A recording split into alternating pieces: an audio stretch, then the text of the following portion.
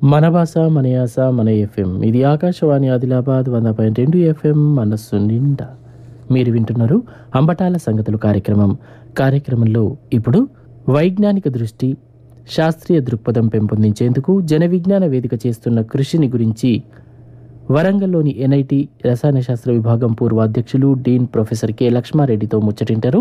ఈ ముచ్చట పెట్టింది సుమనస్పతి రెడ్డి. ప్రజల్లో శాస్త్ర సాంకేతిక విప్లవానికి బాటలు వేస్తూ మూఢ విశ్వాసాలకు వ్యతిరేకంగా సైన్సును ప్రజల్లో విస్తృతంగా ప్రచారం చేస్తున్న సంస్థ జన విజ్ఞాన వేదిక. ప్రజా సైన్సును ఒక ఉద్యమంలా నిర్వహిస్తున్నది. ఈ జన విజ్ఞాన వేదిక చేస్తున్న కృషి, చేపట్టిన కార్యక్రమాలను గురించి ప్రొఫెసర్ కె లక్ష్మారెడ్డితో సుమనస్పతి రెడ్డి పెట్టిన ఈ సంభాషణలో విందాం. ప్రొఫెసర్ లక్ష్మారెడ్డి గారు, నమస్కారం. నమస్కారం అండి. మీరు వరంగల్లో ఉన్న ఎన్ఐటి అంటే నేషనల్ ఇన్స్టిట్యూట్ ఆఫ్ టెక్నాలజీలో కెమిస్ట్రీ విభాగ అధ్యక్షులుగా, తర్వాత డీన్గా కూడా పనిచేసి రిటైర్ అయ్యారు. రసాయన శాస్త్రం మీ విషయం. తర్వాత మన రాష్ట్రంలో వైజ్ఞానిక దృష్టిని, శాస్త్రీయ దృక్పథాన్ని ప్రజల్లో పెంపొందించడానికి, విద్యార్థుల్లో పెంపొందించడానికి 1988 నుండి నిరంతరం కృషి చేస్తున్న జన విజ్ఞాన వేదిక ఉపాధ్యక్షులుగా కూడా ఉండి మీరు చాలా చురుగ్గా ప్రజల్లో వైజ్ఞానిక దృక్పథాన్ని పెంపొందించడానికి పనిచేస్తున్నారు కదా. యూనివర్సిటీలో ప్రొఫెసర్గా పనిచేస్తూ మీ బోధనా కార్యక్రమాలు చేస్తూ ఈ జన విజ్ఞాన వేదికలోకి మీరు వ్యక్తిగతంగా రావడం ఎట్లా జరిగిందో దాని నుంచి మొదలుపెట్టి జన విజ్ఞాన వేదిక ఎటువంటి కృషి చేస్తోంది, ఏమేమి సాధించింది 3 దశాబ్దాల కాలంలో, వాటన్నిటి గురించి మనం మాట్లాడుకుందాం. నమస్కారం అండి. నేను నేషనల్ ఇన్స్టిట్యూట్ ఆఫ్ టెక్నాలజీ వరంగల్లో రసాయన శాస్త్ర విభాగంలో అప్పుడు అసిస్టెంట్ ప్రొఫెసర్గా పనిచేస్తుండేవాడిని. ఆ క్రమంలో నేను జన విజ్ఞాన వేదిక గురించి తెలుసుకోవడం అనేది మా కొలీగ్ ప్రొఫెసర్ రామచంద్ర వారి ద్వారా జరిగింది. వారు అప్పటికే జన విజ్ఞాన వేదికలో చాలా చురుకుగా పాల్గొంటూ అక్కడ ఎన్ఐటీలో అనేక రకమైన సైన్స్ యాక్టివిటీ చేస్తూ ప్రజల్లో మూఢ విశ్వాసాలను తొలగించడానికి, తర్వాత పాఠశాలలో విద్యార్థులకు శాస్త్రీయ దృక్పథాన్ని పెంపొందించడానికి ఎన్నో స్కూల్స్లలో వారు ప్రోగ్రామ్స్ చేస్తుండేవారు. నేను అబ్జర్వ్ చేసి చివరికి ఇది ఒక శాస్త్ర ప్రచార సంస్థ, అందులో నా వంతు సహాయంగా కూడా నేను చేరొచ్చు కదా, ఇది ప్రజలకు ఉపయోగమైన కార్యక్రమం అనేది వారిని చూసి నేను నేర్చుకొని దాదాపుగా 1995 నుండి నేను కూడా జన విజ్ఞాన వేదికలోకి ప్రవేశించి అనేక కార్యక్రమాలను అప్పటి నుండి చేస్తూ ఉన్నాం. వారి నాయకత్వంలో ఆయన జిల్లా అధ్యక్షులుగా ఉండేవారు, నేను జిల్లా శాస్త్ర ప్రచార విభాగానికి అధిపతిగా ఉండేవాడిని. వారు రాష్ట్ర అధ్యక్షులుగా ఉన్నప్పుడు నేను జిల్లా అధ్యక్షుడిని. ఇలా అనేక కార్యక్రమాల్లో మేము చేదోడు వాదోడుగా ఉంటూ మేమిద్దరమే కాకుండా ఎన్ఐటి వరంగల్లో దాదాపు 30 నుండి 35 మంది ప్రొఫెసర్లు, తర్వాత కాకతీయ యూనివర్సిటీలో కూడా దాదాపు 20-25 మంది ప్రొఫెసర్స్, అట్లాగే కాకతీయ మెడికల్ కాలేజీలో ఉన్న డాక్టర్లు, చాలామంది టీచర్లు. మా యొక్క బలం ఏంటంటే ఎక్కువ మంది పాఠశాలల స్థాయిలో పనిచేసే ఉపాధ్యాయులే జన విజ్ఞాన వేదికలలో సభ్యులుగా ఉంటారు, కార్యకర్తలుగా ఉంటారు, పనిచేస్తూ ఉంటారు. అంటే వరంగల్ ప్రాంతం, వరంగల్ పట్టణం, వరంగల్లో ఉన్న ప్రముఖ విద్యా పరిశోధన సంస్థలు ఇవన్నీ కూడా దీనికి మంచి బలంగా, మంచి సపోర్ట్గా, ఒక సారవంతమైన క్షేత్రంగా వరంగల్ జన విజ్ఞాన వేదికకు నిలిచింది. సరే, అయితే జన విజ్ఞాన వేదిక ఆవిర్భావం నుండి ఇప్పటి వరకు చేస్తున్న కార్యక్రమాల గురించి మాట్లాడుకుందాం. ముందుగా అసలు 1988 ఆ ప్రాంతంలో జన విజ్ఞాన వేదిక అనేది మన రాష్ట్రంలో ఏర్పడింది. అట్లాగే వివిధ రాష్ట్రాల్లో కూడా వేరువేరు పేర్లతో ఇదే రకమైన పని చేస్తున్న ప్రజా సంస్థలు ఏర్పడ్డాయి కదా, అది ఎట్లా జరిగింది? ఇదంతా జరగడానికి 1988కు ముందు మొత్తం భారతదేశం అంతా కూడా ఒక లిటరసీ యాత్ర బయలుదేరిందండి. దేశంలోని 4 ప్రాంతాల సాక్షరత ఉద్యమం. దాంట్లో మొత్తం చాలామంది ఎన్జిఓస్ అందులో అన్ని ప్రాంతాల నుండి బయలుదేరి మొత్తం ఒక ర్యాలీలుగా వస్తూ చివరికి భోపాల్లో అది కల్మినేట్ అయింది. అప్పుడు మన రాష్ట్రంలో ఉన్న చాలామంది టీచర్లు, మేధావులు దాన్ని ఓన్ చేసుకొని పనిచేసి భోపాల్లో అది కల్మినేట్ అయిన తర్వాత అప్పుడు వీళ్ళకు ఒక ఆలోచన వచ్చింది, ఈ కార్యక్రమాన్ని ఇంతటితోటే ముగించవద్దు, దీని నుండి మనం ఏం చేయాలి అని వీళ్ళంతా కూర్చుని ఆలోచించిన క్రమంలోనే మన తెలుగు రాష్ట్రంలో జన విజ్ఞాన వేదిక ఆవిర్భవించింది. మొట్టమొదటిసారిగా 1988 ఫిబ్రవరి 28న తుమ్మలపల్లి కళాక్షేత్రము విజయవాడలో మొదటి మీటింగ్ జరిగి అక్కడే పేరు జన విజ్ఞాన వేదిక అనే ఒక పేరును కూడా అక్కడే ఖాయం చేశారు. అక్కడ ఆ విధంగా జన విజ్ఞాన వేదిక తెలుగు రాష్ట్రంలో ఆవిర్భవించింది. అట్లాగే మిగతా రాష్ట్రాల్లో కూడా వేరు వేరు పేర్లతో ఈ శాస్త్ర ప్రచార సంస్థలు ఉన్నాయి. ఇప్పుడు ఏకలవ్య అని ఉంది మధ్యప్రదేశ్లో, కేరళ శాస్త్ర సాహిత్య పరిషత్తు కేరళలో ఉంది, ఢిల్లీ సైన్స్ ఫోరం ఉంది, తమిళనాడు సైన్స్ ఫోరం ఉంది. అట్లా రకరకాల పేర్లతో ఈ సైన్స్ ప్రచార సంస్థలు ఉన్నవి. కాకపోతే మేము అందరము కూడా all India people science network AIPSN అనుబంధంగా పనిచేస్తూ ఉంటాం. All India people science network, yes, ఏఐపిఎస్ఎన్కి అనుబంధంగా పనిచేస్తూ ఉంటాం. ఒక జాతీయ సంస్థ లాంటిది కూడా ఉంది. మన రాష్ట్రంలో మీరు ముఖ్యంగా స్కూలు పిల్లలతో, అందులో కూడా ప్రభుత్వ విద్యాలయాలతో ఎక్కువ పనిచేస్తున్నారు. ప్రైవేట్ విద్యా సంస్థలను కూడా కలుపుకొని పనిచేస్తున్నారు కదా. ప్రాథమిక స్థాయి పిల్లలతో చేస్తున్నారా, హై స్కూల్ పిల్లలతో మీరు ఎక్కువ పనిచేస్తున్నారా? ఈ పాఠశాల విద్యార్థులతో కలిసి అక్కడ పనిచేస్తున్న సైన్స్ టీచర్లను కూడా కలుపుకొని, సైన్స్ విద్య అనేది స్కూల్ స్థాయిలో ఉన్నా అది తగినంత శాస్త్రీయ చైతన్యంతో చేయటం లేదని దాని పెంపుదలకు కూడా మీరు పనిచేస్తున్నారు కదా. ఎట్లా సాగుతోంది? దీని గురించిన ఆలోచనలు మీలాంటి వాళ్ళు ఎలా చేసి వాటిని అమలు చేస్తూ ఉంటారు, అది చెప్పండి. అవునండి, మీరు అన్నది నిజం. జన విజ్ఞాన వేదిక ముఖ్యంగా హై స్కూల్లోని విద్యార్థులకు శాస్త్రీయ బోధన జరగాలి అనే ఉద్దేశంతో హై స్కూల్కి వచ్చిన పిల్లలకు అంటే 7, 8, 9, 10 తరగతులను 6వ తరగతి నుండి 10వ తరగతి హై స్కూల్లో ఉంటుంది కాబట్టి వారికి శాస్త్రీయ బోధన ఎలా జరగాలి అనేది, అక్కడ ఉపాధ్యాయులకు ఎలా ఎప్పటికప్పుడు వాళ్ళ నాలెడ్జ్ని డెవలప్ చేసేటట్లుగా కొన్ని కార్యక్రమాలు చేయాలి అనే ఉద్దేశంతో జన విజ్ఞాన వేదిక తెలంగాణ రాష్ట్రంలో, అప్పుడు కంబైన్డ్ ఆంధ్రప్రదేశ్లో కూడా మొత్తం సైన్స్ వర్క్షాప్స్ నిర్వహించాం. ప్రతి జిల్లాలో నుండి బయాలజీలో 40 మంది టీచర్ను సెలెక్ట్ చేసి వారం రోజులు ట్రైనింగ్ హైదరాబాద్లో ఇవ్వడం. అట్లాగే ఫిజిక్స్లో 40 మంది టీచర్లను, కెమిస్ట్రీలో 40 మంది టీచర్లను, ఆ విధంగా అంటే ప్రయోగాలకు అనుగుణంగా బోధన జరగాలి. కాబట్టి ముఖ్యంగా జన విజ్ఞాన వేదిక నమ్మేటి ఏంటంటే విద్య వైద్యం 2 ప్రభుత్వ ఆధీనంలోనే ఉండాలి. ప్రభుత్వ ఆధీనంలో ఉన్నప్పుడే ప్రతి పేదవాడికి, ప్రతి వాళ్లకు న్యాయం జరుగుతుంది. అంటే వ్యాపార దృష్టితో నిమిత్తం లేకుండా ఆ బోధనా కార్యక్రమం చక్కగా జరిగే వీలుంటుంది ప్రభుత్వ ఆధ్వర్యంలో జరిగితేనే. అవును, అందరికీ న్యాయం జరుగుతుంది. కాబట్టి ఆ పద్ధతిలో ప్రభుత్వ విద్యను మేము ఇంకా దాన్ని డెవలప్ చేయడానికి, అక్కడ దాన్ని వనరులను పెంపొందించుకు అనుగుణంగా అనేక వర్క్షాప్స్ రాష్ట్ర ప్రభుత్వ సహాయ సహకారులతోటి పెట్టాం. ఆ విధంగా వాళ్ళకి పెట్టడమే కాకుండా సైన్స్ మాన్యువల్స్ తయారు చేసి ఇచ్చాం. ఈ మాన్యువల్ను ఉపయోగించుకొని డే టు డే లైఫ్లో వాళ్ళు బోధనలో ఉపయోగించేటట్లుగా దాంట్లో విద్యా విభాగం చేస్తున్న పనికి, పాఠశాల విద్యా విభాగం చేస్తున్న పనికి అదనంగా మా మాన్యువల్స్ ఇప్పుడు స్టేట్ గవర్నమెంట్ రికమెండ్ చేసింది. 6 to 10th మేము ప్రతి క్లాస్కు మాన్యువల్ తయారు చేసాం సిలబస్కి అనుగుణంగా. దాంట్లో ఉపయోగించే మెటీరియల్ లో కాస్ట్ నో కాస్ట్ అది అంటే ప్రయోగాలు చేయడానికి మన ఇంట్లో, మన కిచెన్ లో, మన పెరట్లో దొరికే వస్తువులతోటి ప్రయోగాలు ఎలా చేయొచ్చు.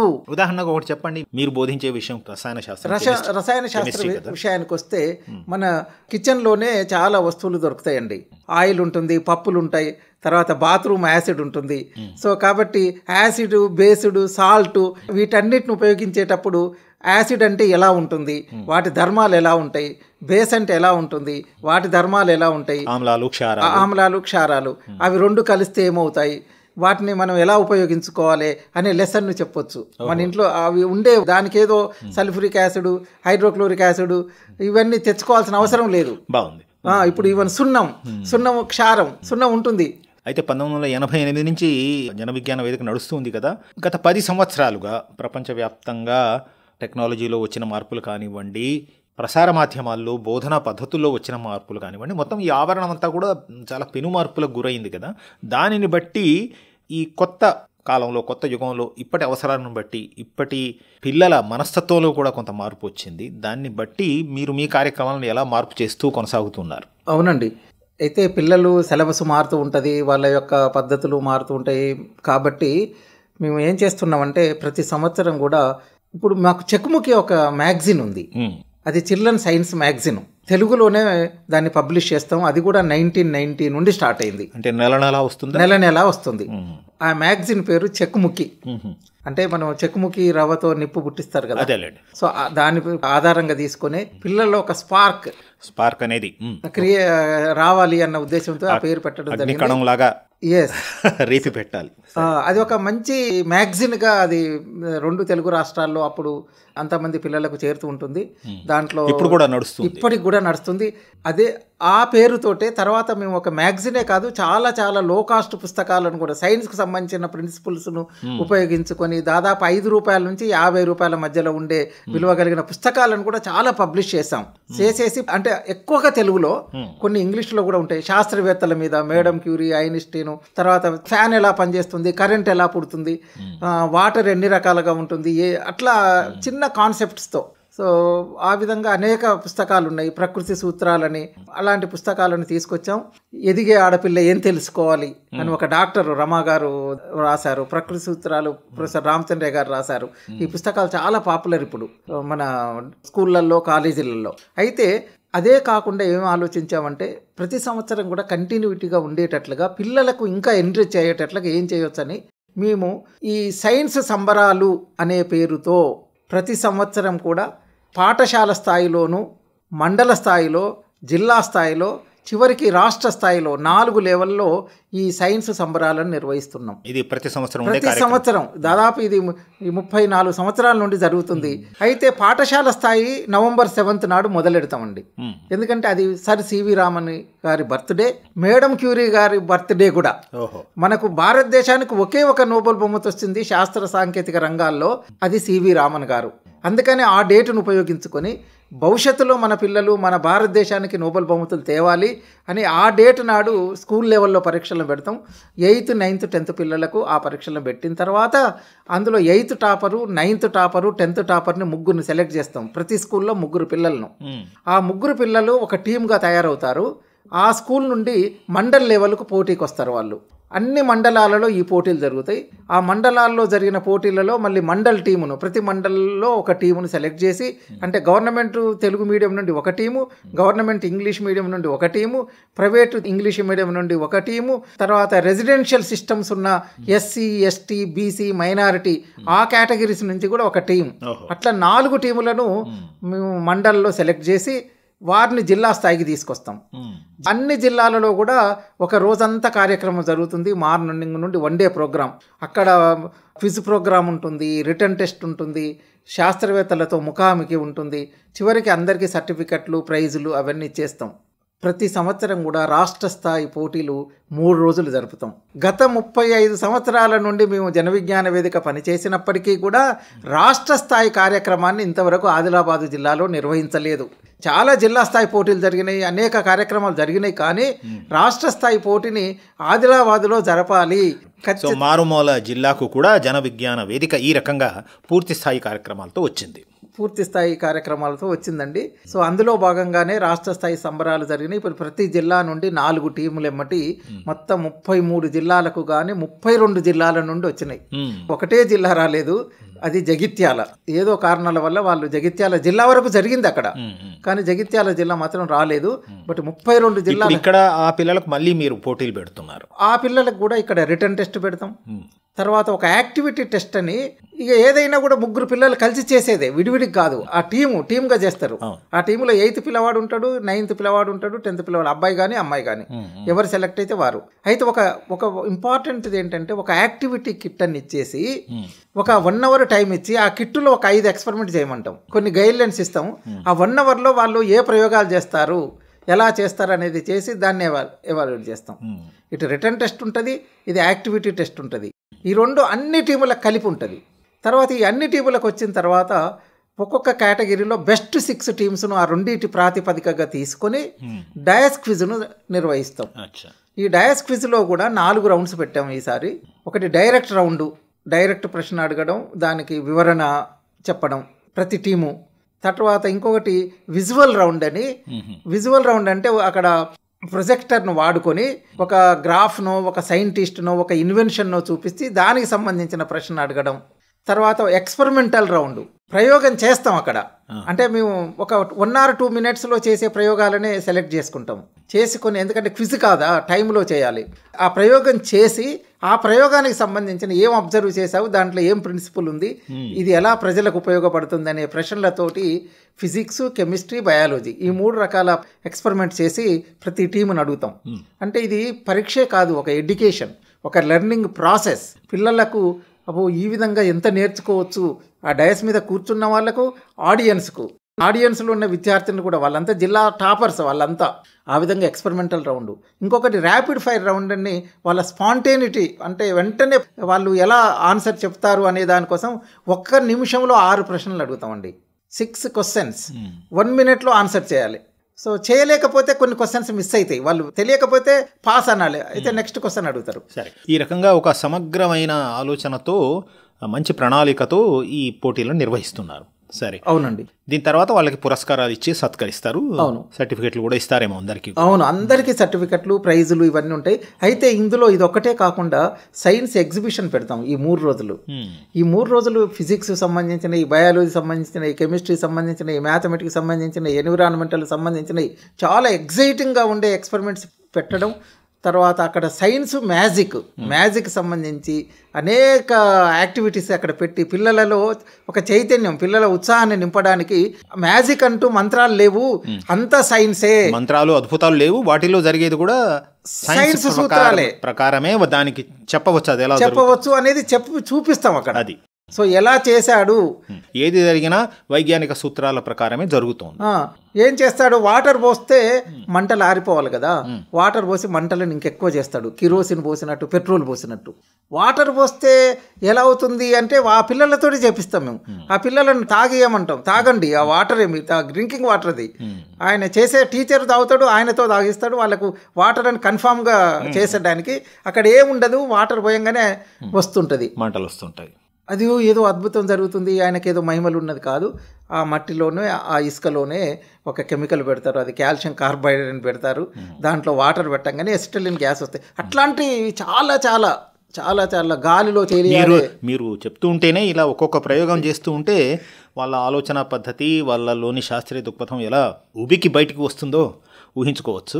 సరే లక్ష్మారెడ్డి గారు, ఇలా వీటన్నిటి గురించి 100 ప్రయోగాలు మీరు చూపిస్తున్నారు. వాటిని గురించి మాట్లాడుకోవడానికి ఈ సమయం మనకు సరిపోదు. కానీ ఇన్ని సంవత్సరాలుగా 1988 నుండి జన విజ్ఞాన వేదిక ఈ కార్యక్రమాలు నిర్వహిస్తూ ఉండడం వల్ల దాని ప్రభావం పిల్లల మీద ఎలా ఉంది? ఈ ప్రయోగాలలో లేక మీరు చేసే కార్యక్రమాల్లో పాల్గొని వైజ్ఞానిక దృక్పథం పెంచుకొని ఏదో ఒక వైజ్ఞానిక రకంలో ముందుకు వచ్చి మంచి స్థానాల్లోకి వెళ్ళి అక్కడ వాళ్ళు చేస్తున్న వృత్తి పని కాకుండా ఈ చైతన్యం పెంపొందించడానికి కూడా ఉత్సాహం చూపే వ్యక్తులు ఎంతోమంది మీ కార్యక్రమాల ప్రభావంతో తయారై ఉంటారు.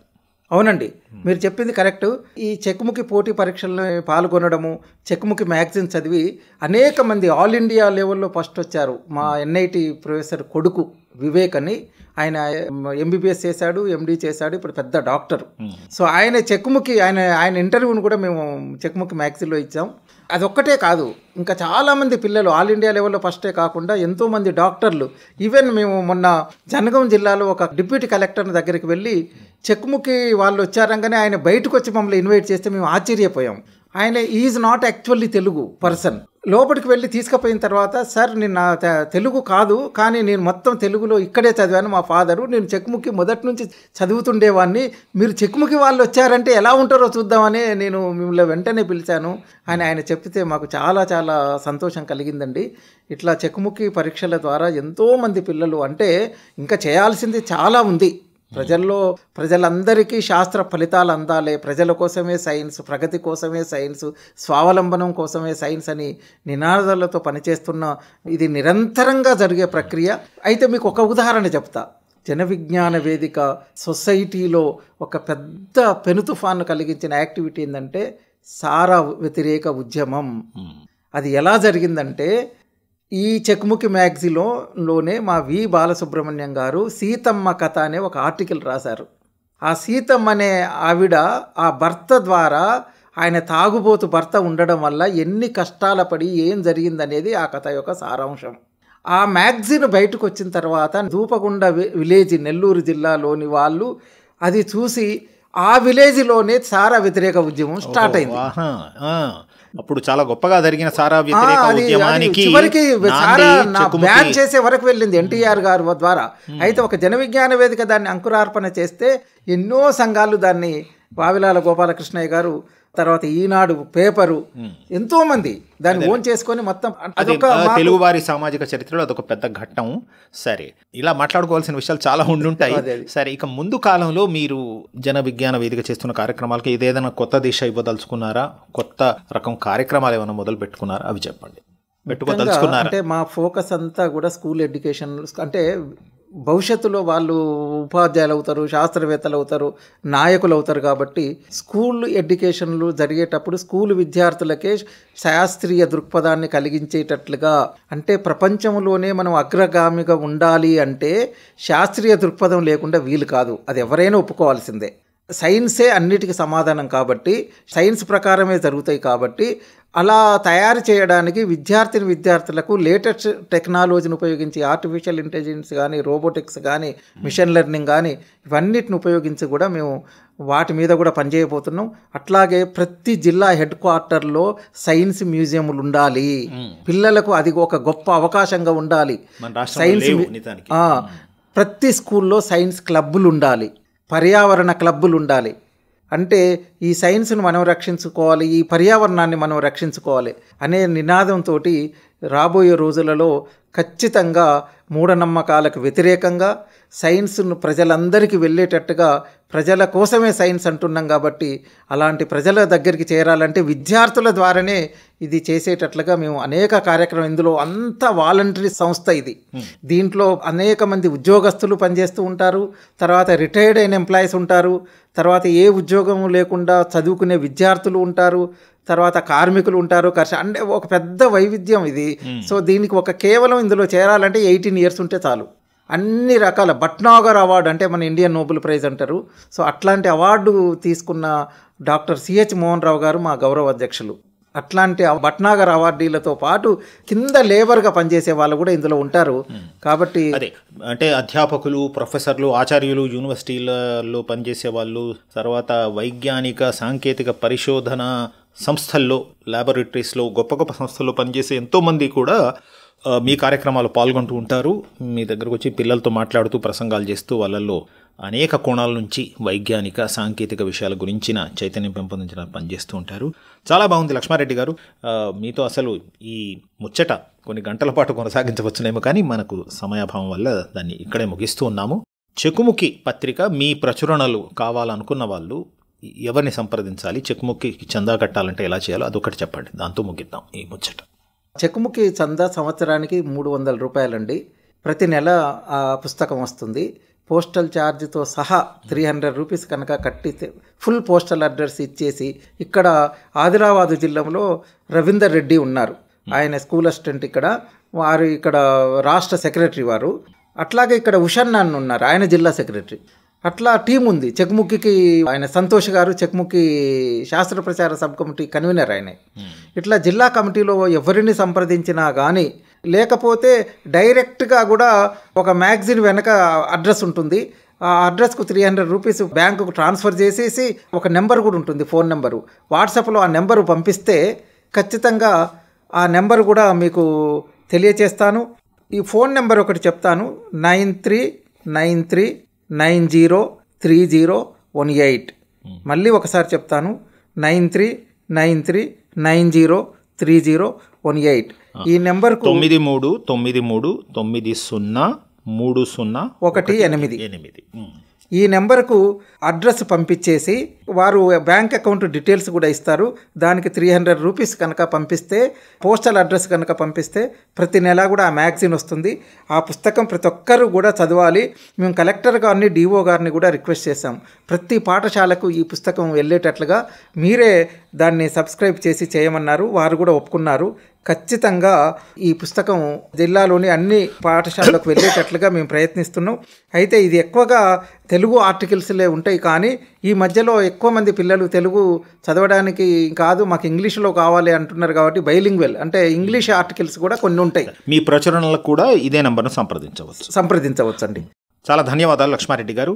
మా శ్రోతలు, ముఖ్యంగా తల్లిదండ్రులకు, అధ్యాపకులకు, వింటున్న పిల్లలు కూడా ఉంటే వాళ్ళకు కూడా మీతో పెట్టిన ఈ ముచ్చట చాలా ప్రయోజనకరంగా ఉంటుందని ఆశిస్తున్నాము. చాలా ధన్యవాదాలు మా కేంద్రానికి వచ్చి మీరు వివరంగా ఈ విషయాలన్నీ చెప్పినందుకు. నమస్తే అండి. నమస్తే. ఇప్పటిదాకా మీరు వైజ్ఞానిక దృష్టి, శాస్త్రీయ దృక్పథం పెంపొందించేందుకు జన విజ్ఞాన వేదిక చేస్తున్న కృషిని గురించి వరంగల్లోని నీట్ రసాయన శాస్త్ర విభాగం పూర్వ అధ్యక్షులు డీన్ ప్రొఫెసర్ కె లక్ష్మారెడ్డితో సుమనస్పతి రెడ్డి పెట్టిన ముచ్చట ఇన్నారు. మన భాష మన యాస మన ఎఫ్ఎం. ఇది ఆకాశవాణి ఆదిలాబాద్ 100.2 FM మనస్సు నిండా.